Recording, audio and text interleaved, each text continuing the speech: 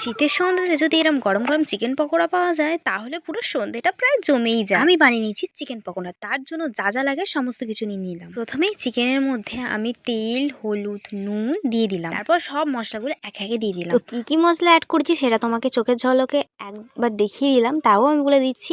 এখানে আমি ইউজ করেছি ধনে গুঁড়ো, জিরে গুঁড়ো, গরম মশলা আর চিকেন মশলা। তারপরে পরিমাণ মতো দিয়ে দেবো পেঁয়াজ কুচি, পেঁয়াজ বাটা, আদা বাটা আর রসুন বাটা। সবাই বড়বেলায় অনেক রকমই রান্না শেখে, তো আমি সবার ফার্স্টে এই চিকেন পকোড়াটা বানানো শিখেছিলাম আমাদের বাড়িতে। যখনই আমার রান্নার কথা উঠতো যে তোর হাতের রান্না খাবো, তখনই আমি একটা কথাই বলতাম, চলো চিকেন পকোড়া বানিয়ে আমি চিকেনের রেসিপির মধ্যে শুধু এই চিকেন পকোড়াটাই বানাতে জানতাম। তারপর সমস্ত মশলাগুলো মাখিয়ে কিছুক্ষণ রাখার পরে কর্নফ্লাওয়ার আর একটুখানি ফুড কালার দিয়ে দিলাম, যাতে কালারটা দেখতে খুব ভালো লাগে। কড়াই আস্তে আস্তে একে একে ছেড়ে দিয়ে আঁচ কমিয়ে একটু একটু করে ভেজে নিলাম। এবার আমার কনকনে শীতে গরম গরম চিকেন পকোড়া রেডি। তো কারা কারা চিকেন পকোড়া খাবে চলে আসো।